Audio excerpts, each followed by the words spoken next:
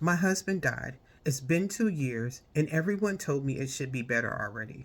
I go to work and I come home and I just fall apart. Every day for 2 years, that's what I've been doing. And it's not gotten any better. And people have been telling me, give it time. In a year, at least in a two, this thing will improve. And it hasn't. My husband passed 2017, and I immediately started leaning into this grief because so many people told me, just give it a year and it'll get better. I don't know anything in my life that if I didn't do something about it, it just got better on its own. And if someone's been telling you, just let time pass and your grief will improve, I challenge that may not be accurate. And I welcome anyone that is listening to this video to give their commentary. I am sharing with you journal prompts and my expressions 8 years ago when my late husband Mark passed of a major heart attack. I was using this book here, Understanding Your Grief, 10 Essential Touchstones for Finding Hope, Healing for Your Heart. And we are now on week 11. This year of 2025 makes 8 years that Mark left this world. And we are about to approach March, which is a very triggering time for me. So I'm not sure how that's going to turn out. But now we're on week 11, and I want to read to you what I wrote. Me. The thought of being able to do the above 6 items that I listed last week in number 10 is giving me hope. I have felt so hopeless and thought as time moved forward, so would I. But I was not actively doing anything which was going to heal my heart.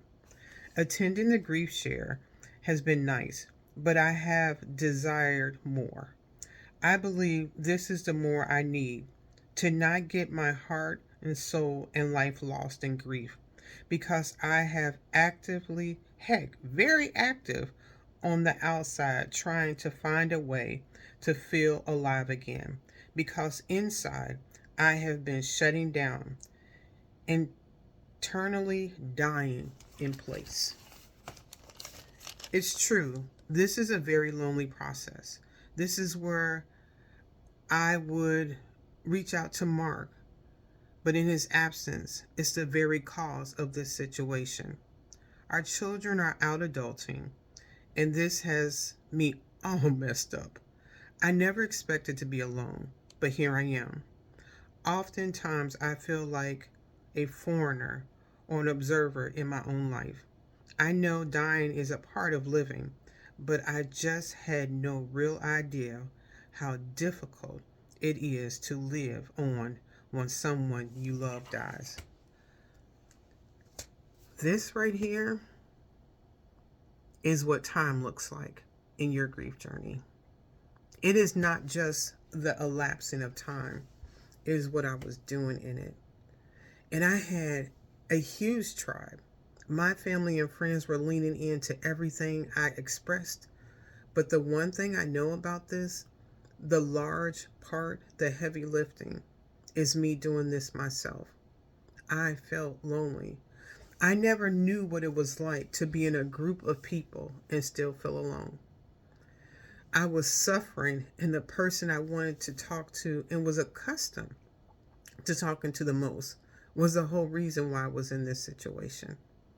I want to encourage you to lean into your grief, to find good, healthy coping skills.